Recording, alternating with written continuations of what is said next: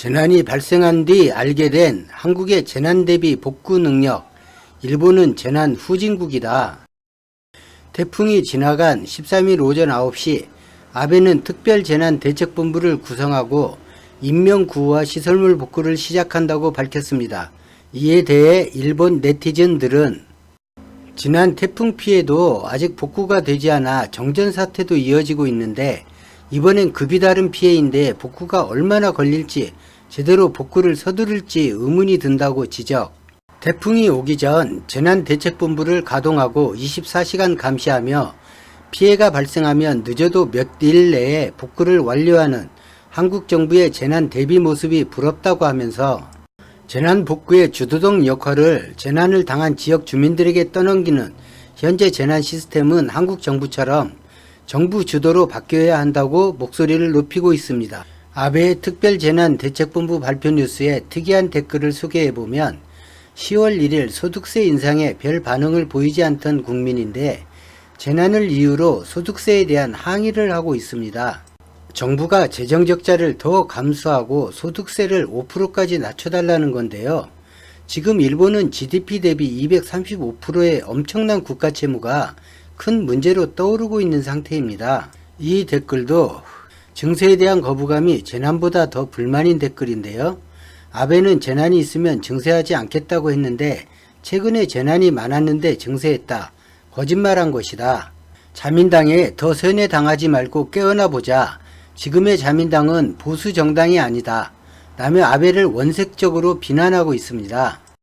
이 댓글은 이번엔 대책본부 발족이 빨랐다며 정부 관계자들이 피해 현장에 빨리 가서 보고 대책을 세워주지 않으면 큰일 날 거라는 글인데요. 우리나라와 달리 일본은 전문가가 장관이 되는 것도 아니고 청문회의 과정도 없이 정치상 각 계파에 배분하는 형식이어서 피해 현장에 장관들이 가는 일도 없고 주민들도 정부에게 큰 기대를 하지 않는다고 합니다. 일본인의 사고방식을 알 수 있는 막장의 댓글도 있는데요. 복구의 재원으로 국민에게 새로운 부담을 떠넘겨서는 안 된다.